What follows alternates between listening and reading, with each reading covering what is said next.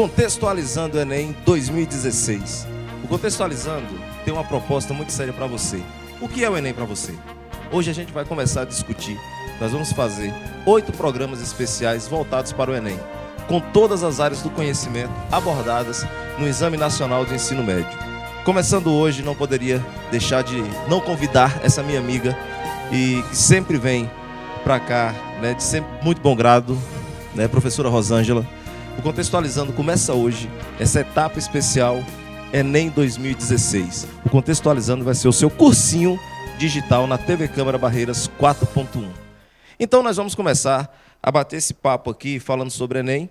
E escolhi essa matéria porque, diferente das outras matérias, eu acredito que a matéria que os alunos mais se reconhecem dentro dessa questão da educação é a biologia.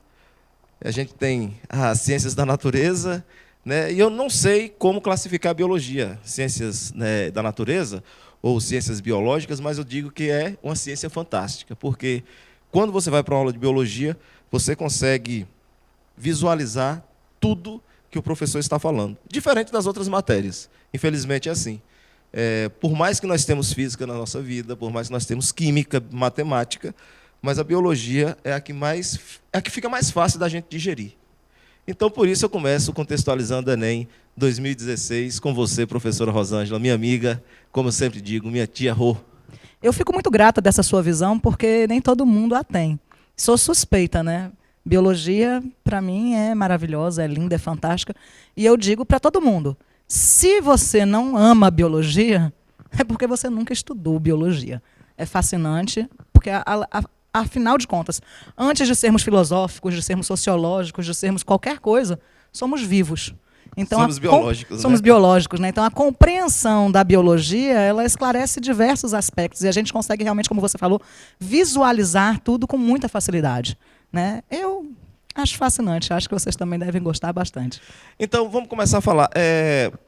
Na minha matéria, eu vi uma grande diferença agora nas provas do Enem por conta da parte de conteúdo. Antes a gente tinha uma visão geral. Isso aconteceu também na biologia? Sim, sim, vem acontecendo. O que a gente percebe, na verdade, é o seguinte. O Enem, ele, quando começou, eu acho que a proposta não era tão ampla, acho que não se acreditava que ele fosse atingir, né, o rumo que ele atingiu hoje. Então, antigamente, o Enem ele não tinha uma visão para atingir tantas pessoas. Hoje a gente sabe que praticamente todas as universidades elas estão com um processo seletivo focado no Enem. Então, é uma concorrência ampla. Desse modo, eu acho que sentiu-se a necessidade de exigir um pouco mais dos alunos, né? Então, assim, a gente tinha aquela coisa de que qualquer pessoa que tivesse feito o ensino médio, tivesse um conhecimento básico, desse uma lida na prova, ela conseguia interpretar bem. E agora, nos últimos 3 anos, vamos colocar assim, a gente tem tido uma questão mais conteudista, sem perder a interdisciplinaridade, sem perder a visão geral que tem que se ter, que isso é fundamental para a interpretação textual, principalmente que o Enem traz, mas as coisas começaram a ficar mais seletivas, visto que a concorrência está se tornando cada vez mais ampla e mais... Está funilando, na verdade. Exato, exatamente. Está se tornando funil, porque nós não abrimos vagas no Brasil para as universidades a proporção que chegam candidatos para concorrer a essas vagas, né? Exatamente. Então, você, telespectador, você que está ligado, então fique ligado nisso, que a professora Rosângela está falando assim, essa visão de mundo, você ler, você interpretar, mas eu não estou falando de só ler em português, não. Nós estamos falando de uma leitura geral, que perpassa pela questão de só ler o texto. Exatamente. Você tem que ter uma compreensão de mundo bastante Exatamente. interessante sobre isso. Como eu estava falando sobre a questão, né, dos conteúdos. Como eu estava falando antes, né, antes a gente tinha uma visão geral e agora a gente vem com a parte conteudista. Quais são os conteúdos que você verifica lá na biologia que não pode faltar? Exemplo, na química nós temos química orgânica, 4 questões. A parte de eletroquímica, né, uma questão, eletrólise uma, radioatividade uma, separação de misturas aí nós temos 2, por exemplo. Então, a prova de química ela já está bastante desenhada. Em biologia, quais são esses conteúdos que você fala assim, nesse não vai faltar? Bom, a gente também tem uns conteúdos que são ponto certo, não podem deixar de ser vistos de forma alguma. Apesar de biologia ser realmente uma disciplina muito ampla, muito grande, a gente tem aí, ao longo dos anos, a permanência de cerca de 40% da prova de questões de ecologia. Né? Ecologia é um assunto realmente extenso e está em pauta, está cada dia mais em pauta, então é o principal foco. A primeira coisa que tem que olhar é compreender realmente esses processos de ecologia. 40% aí da prova garantida está relacionado com esse tema. Depois disso, a gente tem aí genética e biotecnologia, com cerca de 10% da prova. Nós temos aí evolução e origem da vida, com outros 10%, fisiologia com 10%, citologia com 10%, e aí os outros conteúdos, de um modo geral, acabam perpassando por esse meio e formando o restante das questões. Mas esses são os nossos focos principais. Temos que falar para você, telespectador, que quando a gente fala desse conteúdo, não é especificamente que você tem que estudar esse conteúdo. Você precisa ter uma visão geral, porque, por exemplo, teoria de conjunto. Na matemática, ele cabe em qualquer lugar. Então, assim, você pega citologia, você vai falar de, não sei, genética, eu estou chutando aqui, pelo amor de Deus, né? Mas, se você não tem a base da citologia, será que você interpreta bem a questão de genética? Não sei. Mas todo o conteúdo que você lê, ele vai ser extremamente importante para você responder a sua prova, não é isso? Exato, exato. Essa interdisciplinaridade da coisa, né, esses conteúdos que conversam entre si é fundamental. Você falou da genética, por exemplo. Genética, não, antigamente você pensava em genética e dizia, eu vou conhecer a primeira e segunda lei de Mendel, pronto, broquei na prova. Hoje não é mais isso. Quando você pensa em genética, você está falando de quê? O que é um gene? Ele é um segmento do DNA. Então, quando você envolve genética, você está envolvendo a primeira lei de Mendel, a segunda lei de Mendel, as variações existentes nesse meio. Aí você vai falar do que é um DNA, como é que é a expressão de um gene. Então, envolve a questão de proteína, a síntese proteica. Tudo isso está bem relacionado. Você não consegue pensar, esse gene é ativado ou não ativado, se você não pensar no que é uma epigenética. Então, é perpassar o todo, não é realmente aquela coisa, a gente está falando de estar conteudista, no sentido de que você tem que entender a parte técnica melhor do que antes, mas não pode deixar de fazer essa relação que existe entre todos os conteúdos. Eu saí ali no sol e minha pupila contraiu. E aí, por que isso aconteceu? Você tem como pensar nisso aí, sem pensar no seu sistema nervoso todo junto, sem pensar, né? Então, assim, a gente é interligado. Eu costumo falar que, de um modo geral, a palavra-chave para a biologia, e eu digo que isso é muito mais visível na ecologia, mas na biologia, de um modo geral, a palavra-chave é interação. Tudo está interligado. Tudo está interligado. Perfeito. Para o aluno interpretar bem uma questão, o que ele precisa? Lógico, quando a gente trabalha com interpretação de texto, primeira coisa, vocabulário. Se você não tem vocabulário, você nunca vai conseguir interpretar. Esqueça. Né? E aí eu sou bastante duro nessa questão. Se você não tem um vocabulário bom, você não sabe interpretar. Essa realmente é a primeira dica. Eu costumo brincar com os meninos, meus alunos, que existem, na biologia, a gente tem uma disciplina muito técnica, né, querendo ou não. Então, tem os palavrões da biologia, né? Que o menino começa a estudar, ele ouve lá, megaloesplenopatia, ele diz, que diabo é isso? Né? Então, assim, é fundamental uma noção eu recomendo que faça-se um glossário. A gente trabalha muito com latim, a origem das palavras são quase todas latinas. Então, se você conhece o significado de mega, você conhece o significado de espleno e conhece o significado de apatia, você já vai entender que é um aumento, uma doença que causa o aumento da região torácica. Mesmo que você não saiba exatamente isso, mas te ajuda na compreensão do contexto. Se você não tem o conhecimento técnico, você consegue pelo menos ter uma leitura geral. Então, o vocabulário é realmente o ponto de partida. Esses dias eu estava passando e vi num outdoor aqui da cidade, criou alguma coisa com lipose. Né? Exato, criolipólise. Criolipólise, não é isso? Exatamente. Lise quebra. Lipogordura. Criofrio. Então, né, alguma coisa relacionada com temperatura que vai fazer com que essa gordura quebre. Né? Então, não necessariamente, eu não sabia o que era aquilo, mas você entende pelo fragmento... você entende que é o quê? Um processo, né, um procedimento, né, não cirúrgico, mas que a gente tem estético agora, que quebra as moléculas de gordura a partir de baixas temperaturas. De baixas temperaturas. Exatamente. Então, você já não fica cego na questão. Exatamente. Né? Isso que é interessante para o aluno perceber o que ele precisa naquela matéria. Exatamente. Nós temos também um termo na química, por exemplo, isomeria. Meros, parte. Iso, mesmo. Então, são compostos que têm as mesmas partes. O que significa isso? Você vai trabalhar com compostos que têm a mesma fórmula molecular, mas diferente arrumação estrutural. Exatamente. Mas se você conhece, você bom, meros, iso, vai ter que ter a mesma quantidade. Eu parto daí. Se não tiver a mesma quantidade, já não são isômeros. né? Exatamente, isso é fundamental, né? E ampliar o seu vocabulário, porque a gente sabe que a língua portuguesa ela tem muitos sinônimos.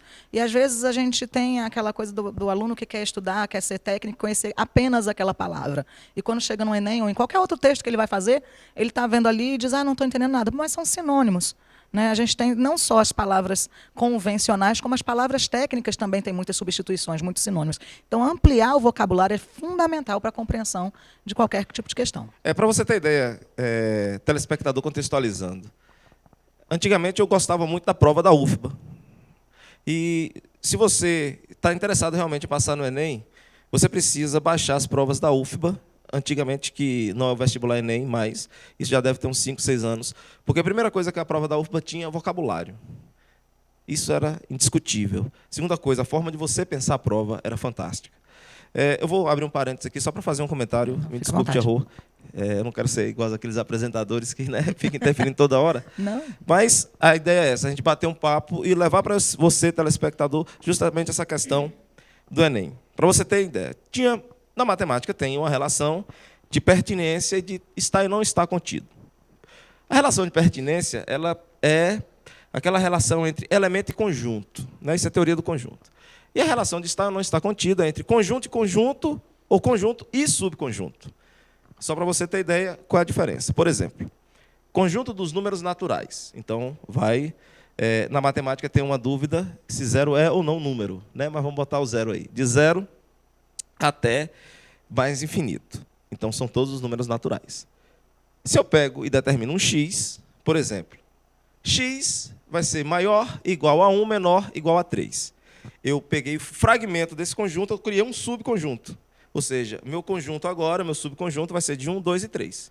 É um conjunto finito. Ok? Ok. Então, significa que esse subconjunto está contido no conjunto dos números naturais. Ok. Mas, de 0 a mais infinito, se eu falo que os números naturais têm esses elementos, eles não estão contidos, eles pertencem. Olha só a sutileza da questão. E aí, apareceu uma vez na prova da UFBA assim. Sendo o ponto o elemento da reta, é correto afirmar que o ponto está contido na reta. No caso, o ponto pertence à reta. O ponto pertence à reta. Todo mundo marcou isso como verdadeiro. No outro dia foi uma loucura em Salvador. Mas a sutileza de você interpretar... Justamente a questão do vocabulário necessário para aquele conteúdo específico. Então, quando eu falo com o meu aluno, quando eu falo com você, telespectador, que você precisa ter essa sutileza no interpretar, é justamente isso. É por isso que o Contextualizando está aqui, para desmistificar, descomplicar essas questões para você. Nenhum outro lugar vai ter esse conteúdo que você tem aqui. Tá? Exato. Nós temos a palavra sintetizar, né, ou síntese, que em disciplinas diferentes tem significados completamente diferentes.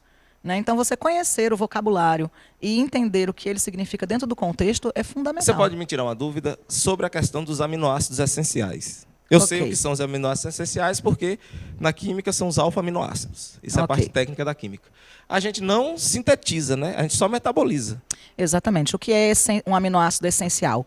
É aquele que o seu organismo não consegue produzir e, portanto, você precisa ingeri-lo na sua nutrição. Então, é essencial que ele faça parte da sua dieta.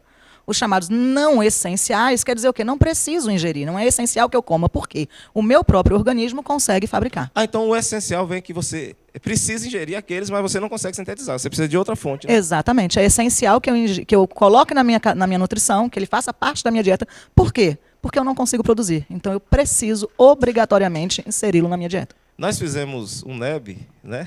Fizemos. Nós fizemos um NEB. E você sabe que o vestibular da UNEB também era um vestibular muito bom.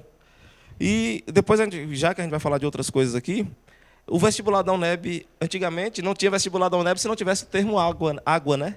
O conteúdo água sempre caía. Exato.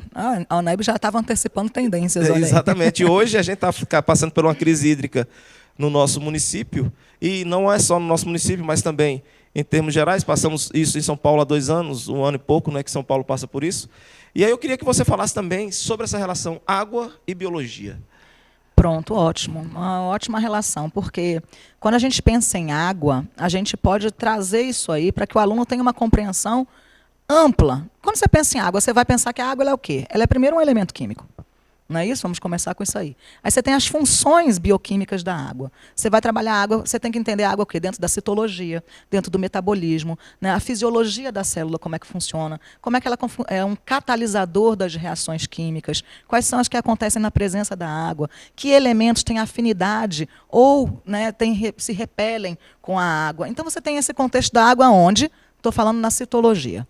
A gente pensa em água e aí a gente vai pensar em ecologia. Vou pensar claramente em quê? Eu preciso compreender o ciclo biogeoquímico da água, né? O grande ciclo da água. Como é que ele funciona? De onde é que, né, a questão de transposição dessa água, de sair do meio líquido que está nos mares, nos rios, nos oceanos, evaporar, né, depois formar as nuvens, voltar a cair, penetrar no solo, passar por todo o lençol freático, ser carregado até os rios, voltar para o São Francisco, que vai bater no meio do mar, laiá, laiá, laiá, laiá, e etc. e tal. Então, compreender esse ciclo da água que é fundamental. Como é que esse ciclo da água ele se relaciona, de repente, com os problemas de impactos ambientais que a gente tem hoje? Né? Então, quando essas nuvens são carreadas, o que a gente tem aí de relação, por exemplo, com a chuva ácida? Né? O que a gente tem de relação aí de transporte de poluentes? E aí a gente começa a pensar as coisas numa macroesfera. Então, essa questão da temperatura que a gente está tendo de alteração, será que ela afeta diretamente no ciclo da água? Sem dúvida nenhuma. E esse ciclo da água sendo afetado como ele está? O que a gente vai ter de consequência aí? Tá certo? Então, a gente vai começar a pensar. Estou pensando em água e abrindo o leque para vocês começarem a pensar isso em casa também e fazer essa relação que é fundamental. Tá? Então, estamos falando de água novamente. Nós chamamos de leitura. Exatamente, fazer essa leitura. Estamos falando aqui no momento agora do quê? Da questão dos impactos ambientais que isso acontece. Quando essa água que está contaminada, ela cai no solo, ela está fazendo o que naquele solo? Será que ela está só poluindo, como a gente pensa? Ela não vai alterar o pH daquele solo? Alterando aquele microclima existente, ela não pode afetar a fauna microbiológica existente ali? Afetando aquilo ali, você não vai afetar também a qualidade do solo, da matéria orgânica ali existente, podendo afetar a nutrição das plantas, mudando também a dieta alimentar de quem está naquele ambiente? Você está entendendo? Toda essa confusão que a gente tem aí no contexto geral da coisa. E aí, a água penetra no solo, vai alcançar os lençóis freáticos. Então, se a gente tinha algum contaminante no solo, alguma coisa assim, isso não vai ser carreado para o lençol freático, não vai alcançar os oceanos. A gente, com esse problema de poluição que a gente tem, principalmente por causa do saneamento básico, grande problema do nosso país. Né? Essa água, a gente vai causar um processo de eutrofização aqui e chega aos oceanos. Então, quando a gente pega e vê uma imagem de um urso polar, num pedacinho de gelo desse tamanho, tentando se equilibrar, o problema está acontecendo lá? Ou o problema é macro e a gente está começando ele aqui? É uma questão assim, né, para se pensar. Essa pergunta eu vou deixar agora no ar, porque precisamos chamar o break. Telespectador contextualizando, telespectador, TV Câmara Barreiras. O nosso papo em 8 programas vai ser dessa forma. É para você que está aí querendo participar e fazer o Enem. Já já a gente volta.